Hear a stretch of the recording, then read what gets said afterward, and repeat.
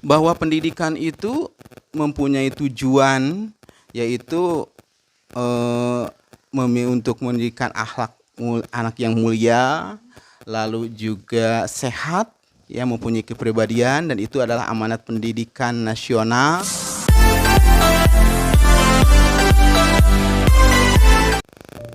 Assalamualaikum warahmatullahi wabarakatuh.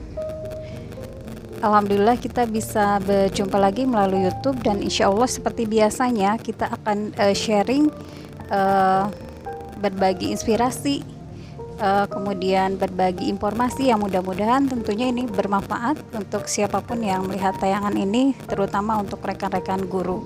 Dan seperti biasanya saya selalu tertarik kepada guru-guru yang kreatif, dan kali ini saya berada di MTS 15 Ciamis dengan Bapak Usep yang merupakan penulis buku penerapan metode belajar matematika melibatkan orang tua pada masa pandemi COVID-19 di sekolah menengah pertama. Nah, kita akan berbincang-bincang dengan beliau langsung, dengan penulis buku yang tadi saya sebutkan. Sekali lagi bahwa Bapak Usep ini merupakan guru dari MTS Negeri 15 Ciamis. Kita langsung aja ke Bapak Usep. Bismillahirrahmanirrahim. Assalamualaikum warahmatullahi wabarakatuh. Terima kasih kepada Ibu Dr. Sfi sebagai pengawas di Kecamatan Cijengjing sudah memfasilitasi semua guru untuk berinovasi dan juga mempublikasikan hal-hal yang baik gitu. Pada kesempatan ini kami mencoba untuk belajar menulis, Bu. Sebuah buku yang mula-mulanya karena saya mengajar bidang matematika. Buku itu saya tulis berjudul penerapan metode belajar yang melibatkan orang tua, tidak ada matematikanya. Namun karena saya guru matematika, mengapa tidak di masa COVID-19 ini yang notabene matematika adalah pelajaran yang sangat-sangat menakutkan dan nyaris tidak pernah jarang diminati oleh kebanyakan siswa, maka bagaimana peran orang tua dalam hal ini ikut bergabung di pembelajaran matematika.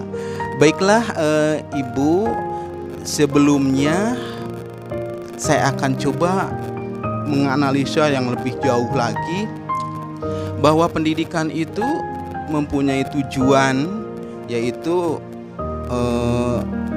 untuk mendidikan akhlak anak yang mulia, lalu juga sehat, yang mempunyai kepribadian, dan itu adalah amanat pendidikan nasional. Dan yang dalam prinsipnya itu juga pendidikan itu adalah menyeluruh, tidak hanya anak pintar, tidak hanya anak yang memang yang kaya raya, tapi pendidikan itu harus menyeluruh, itu dalam prinsipnya. Tugas lalu juga yang bertanggung jawab nih, Bu. Kita ini yang bertanggung jawab pendidikan itu kan kita semua rekan-rekan pendidik tahu ya, bahwa yang menjadi pendidikan itu tanggung jawab orang tua, dari pendidikan paling dini sampai dia menjelang dewasa itu adalah orang tua. Yang kedua adalah keluarga, dan yang sekolah atau lembaga pendidikan. Yang ketiganya adalah pemerintah. Berkaitan dengan hal tersebut, fakta yang ada yang perlu saya rasakan adalah bahwa lembaga pendidikan itu dijadikan sentra utama orang tua. Sentra utama orang tua bahwa menyekolahkan anak itu adalah untuk mengubah karakter dan untuk mencapai cita-cita anak tersebut. Betapa hebatnya itu sekolah. Ya, sehingga dari sana alasannya adalah sekolah itu lembaga yang paling hebat. Lembaga yang serba bisa. Pokoknya anak saya mau ke sekolah kan bagaimanapun caranya. Nah, seringkali ibu dan bapak, orang tua siswa itu menyekolahkan ke anak itu cukup hanya dengan waktu zaman saya sekolah dulu, biaya lepas, tidak lepas kontrol dan lain sebagainya. Nah, Itu salah satunya. Maka di era pandemi ini, apalagi beban keluarganya sangat tinggi, maka orang siswa harus daring, tidak pergi ke sekolah, tapi tuntutan orang tua banyak, sekolah juga dipusingkan, guru juga betapa sibuknya dengan daring, orang tua harus menyiapkan kuota untuk para peserta didiknya. Nah, di dalam pandemi itu, maka apa yang dikeluarkan oleh orang tua itu, terutama kuota, yang saya pernah nanya ke tiap-tiap siswa, ternyata kuotanya hanya dipakai game, hanya dipakai untuk TikTokan, ya. Bahkan orang tua nanya, begitu kami pernah di KBP tanya bagaimana di rumahnya, orang tua berbalik bertanya, sejauh mana orang sekolah memberikan pendidikan buat anak saya. Begitu saya tanya pada teman-temannya, anaknya juga cuma TikTokan aja di rumah. Jadi mau bal-balan seperti apa pendidikan kalau di sekolahnya dididik, di rumahnya tidak memberikan layanan pendidikan yang maksimal dari orang tuanya.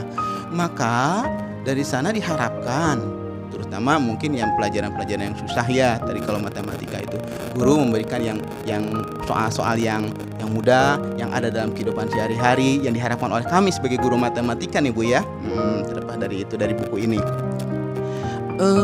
ada misalkan contohnya soal diskon, orang tua tahu diskon, lalu tentang jual beli, untung rugi, orang tua juga tahu, dikontrol bagaimana orang tua itu jadi mitra, teman belajar dengan putra-putri. Jangan merasa gengsi udah di SMP, di MTS orang tua tidak mau, kan anaknya udah gede. Nah, ternyata di era sekarang itu untuk tingkat SMP itu tetap aja masih harus didampingi karena dia belum sepenuhnya dia belajar dewasa. Begitu Bu ya. Jadi untuk pelibatan orang tua terutama pada masa pandemi ini, menurut Bapak seperti apa sih Pak? Terutama yang mungkin Bapak sampaikan di buku ini. Saya menulisnya sebenarnya umum ya Bu. Di masa pandemi ini harapan kami mungkin dari pihak sekolah setelah pandemi, dan juga itu yang pertama, orang tua itu memberikan pendidikan, terutama pendidikan keagamaan di rumahnya masing-masing sebagai bekal untuk para putra-putrinya. Pokoknya dasar sekali. Udah nanyakan sudah sholat kah, membaca Al-Qur'annya bagaimana, pelajaran hari ini apa nak. Itu bukan konsumsi untuk anak SD. Banyak siswa-siswa yang SD dulunya sudah bagus, ternyata begitu SMP dia tidak mau pergi ke masjid karena apa? Gengsi. Di kampung saya seperti itu, sehingga dia sekolahnya di mana? Udah di SMP, dari madrasah. Kok kenapa nggak ke masjid? Iya Pak, malu, udah besar. Padahal tanggung jawabnya udah lebih tinggi. Nah, orang tua juga tidak pernah memberikan teguran pada putra-putrinya udah sholat atau belum dan lain sebagainya. Lalu yang kedua, dia anak-anak sering mengurung di kamar dengan alasan pembelajaran dan lain sebagainya, lepas kontrol. Sehingga apa yang terjadi di pendidikan yang sekuler yang sekarang ini, yang dikhawatirkan anak-anak itu di kamarnya itu bukan toh belajar Bu, tapi yang seperti itu. Jadi orang tua tuh harus memberikan perhatian yang penuh. Nah, Ibu, tidak semua orang tua mungkin bisa memberikan pool seperti itu. Maka ada hal fasilitas yang diberikan oleh sekolah, oleh madrasah, terutama bagi mereka-mereka yang ada di kalangan menengah ke bawah. Contoh mungkin di awal penerimaan siswa baru mungkin diberikan suatu layanan pendidikan, atau yang mereka para orang tua itu diberikan namanya parenting education. Parenting education itu sangat penting, artinya orang tua ada pendidikan bagi orang, bekal untuk orang tua. Sanes ngaguruan kasepuh, tapi yang jelas orang tua itu diberikan pemahaman yang benar tentang masalah pendidikan. Tidak semerta-merta pendidikan itu seperti tadi di awal kami katakan dalam pembukaan bahwa pendidikan itu diserahkan sepenuhnya kepada sekolah, tapi orang tua pun juga sangat-sangat memberikan itu. Nanti selanjutnya juga di dalam parenting itu juga diberikan bagaimana mengatasi permasalahan-permasalahan yang ada pada diri siswa. Jangan sampai masalah orang tua siswa ikut berpikir. Banyak sekali misalkan, atau siswa sendiri yang memang dia sendiri tidak ada motivasi belajar sama sekali. Lah, dari mana atuh biaya orang tua? lah daripada dia belum apa-apa udah down, padahal sekarang biaya pendidikan tuh banyak sekali ya. Itu beberapa. Nah, dan diantaranya mungkin nanti kita akan berikan contoh beberapa faktor pendidikan orang tua yang akan bisa memberikan pembelajaran yang lain di siswanya. Jadi paradigma ya mungkin ada ya, masih ada orang tua yang setelah menyekolahkan anak ya udah, gimana bapak ibu guru, ada yang bahkan mengatakan beda dikumahkan dia mangga gitu ya. Mudah-mudahan itu tidak terjadi lagi. Parenting education itu sangat penting sekali ya Pak ya. Mohon maaf ketika ada pertemuan orang tua jangan hanya misalnya membahas hanya dana ya, apalagi ya umumnya kan dana kemudian peraturan gitu. Tidak hanya itu tapi juga parenting education untuk orang tua itu sangat penting sekali, terutama untuk rekan-rekan guru BK itu bagusnya juga diberikan kesempatan juga untuk menyampaikan tentang psikologi anak juga kepada orang tua dan yang terkait dengan itu, karena bagaimanapun sebagai guru tentunya kita harus memahami tahapan-tahapan dan proses perkembangan anak dengan baik begitu. Saya pernah sedikit sekali mungkin tadi saya nyambung dengan bagaimana sih pengaruh pola asuh orang tua ya Bu. Ini pokoknya kalau berbicara tentang masalah pengaruh orang tua saya suka ngeri gitu ya Bu. Karena di sana saya pernah baca sebuah buku itu bila seorang anak itu hidup dalam kegalauan atau kecaman, maka dia akan belajar untuk mengutuk dirinya sendiri. Nah, tapi kalau misalkan dia hidup dalam misalkan ejekan, maka dia akan berusaha untuk belajar malu Bu. Diejek terus dia malu. Berbagai macam variasi yang ada dalam dunia pendidikan. Maka dia itu peran serta yang dalam edukasi itu harus diberikan ya kepada para orang tua. Nah, terkait dengan tersebut maka dapat juga dihembuskan parenting education itu memang bisa mendatangkan suatu psikolog atau ahli yang bisa menyentuh kepada tataran orang tua dari kalangan atas sampai kalangan bawah, dan didampingi dengan putra putrinya dengan motivasi dan mungkin juga penguatan aku akan kemana dan aku akan membesarkan anak didikku. Nah, itu dihadirkan orang tua dan berjawab kebo dengan orang tua, angkat dengan sekolah. Subhanallah, Allah akan memberikan yang terbaik. Nah, dalam buku ini juga ada beberapa hal bukan hanya parenting, mungkin juga ada komunikasi dua arah antara wali kelas dengan orang tua, mau per 3 bulan kah, mau membahas berbagai macam permasalahan. Silakan mungkin diambil karena orang tua yang mungkin memahami pendidikan, mungkin mereka yang menjadi narasumber dan lain sebagainya. Atau mungkin mereka itu pada saat dibuat oleh sekolah itu sebuah jadwal kegiatan kapan waktunya, mengumpulkan orang tua. Di sini juga sudah dipaparkan ya, sehingga pelibatan orang tua itu sudah terjadwalkan,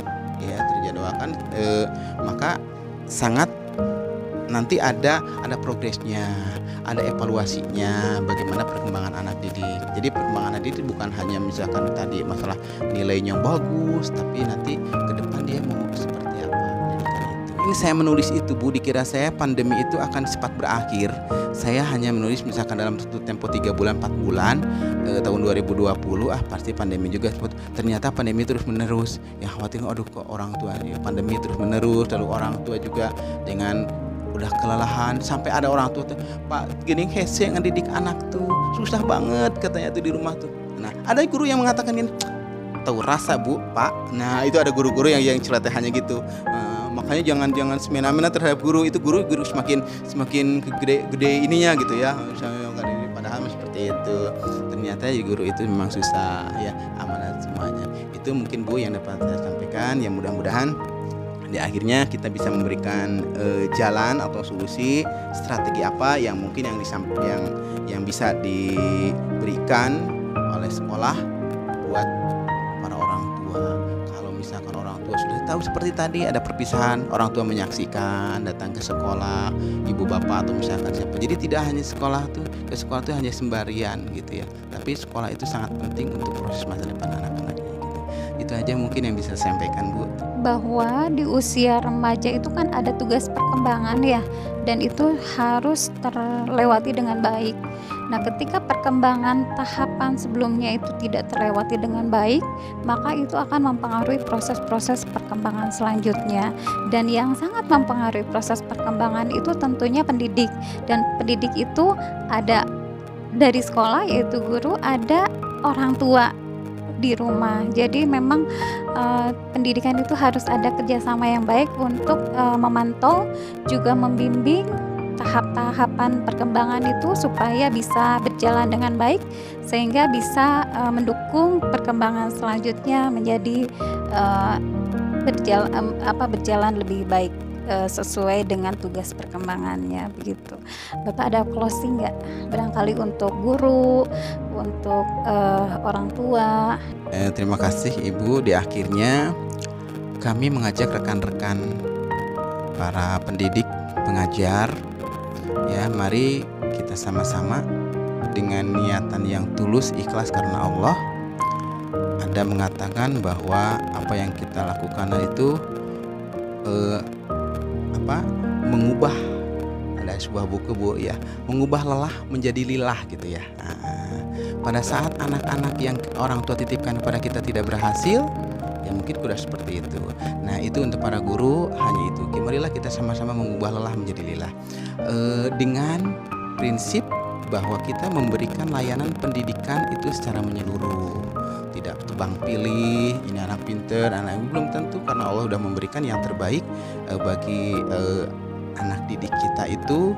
Allah itu memberikan yang terbaik, tidak ada yang mengatakan wah dia kamu mah bodoh, kamu itu enggak, jangan sampai menjadi seperti itu. Adalah doa dari guru.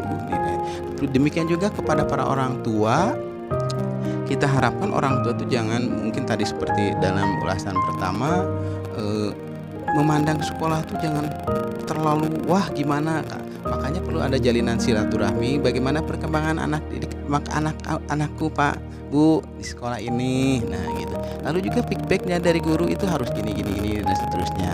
Itu jadi orang tua juga harus memberikan atau mungkin memberikan masukan kepada sekolah gitu yang baik untuk kemajuan para putra-putrinya. Itu harapannya. Terakhir juga kalau memang dunia pendidikan di zaman now ini tidak dipahami oleh para orang tua, orang sekolah pun akan memfasilitasi seperti tadi ada parenting education atau misalkan tatap muka, ya itu mah terlalu wah, mungkin juga mendatangkan tenaga ahli, mungkin juga Anda bisa dengan face to face dengan wali kelas, ataupun mungkin adanya kegiatan-kegiatan yang misalkan partisipatif orang tua melalui komite mangga, atau misalkan ya gimana kalau kita nih para orang tua kelas kita akan kumpul-kumpul, bukan ngerumpi atau bukan bergibah, tapi membahas bagaimana perkembangan pendidikan yang sekarang difasilitasi oleh guru. Nah itu yang kita harapkan. Itu aja mungkin Bu yang dapat sebagai penutup. Semoga anak-anak kita di era COVID-19 ini di samping sehat semuanya Bu ya, lepas dari COVID ini semuanya sehat walafiat, keluarganya juga semuanya mempunyai wawasan pengetahuan yang lebih, bukan hanya internet dijadikan sarana untuk bermain ataupun juga dia ahli teknologi tapi misalkan di dalamnya tidak tahu apa-apa. Itu harapan kita semuanya, jadikanlah teknologi ini di zaman ini menjadikan sarana pembelajaran yang sangat-sangat baik. Itu aja Bu, terima kasih. Bapak terima kasih inspirasinya, tentunya ini sangat bermanfaat untuk rekan-rekan guru, kemudian untuk orang tua, dan tentunya ini menjadi motivasi kita untuk senantiasa menjadi pendidik terbaik. Warahmatullahi wabarakatuh.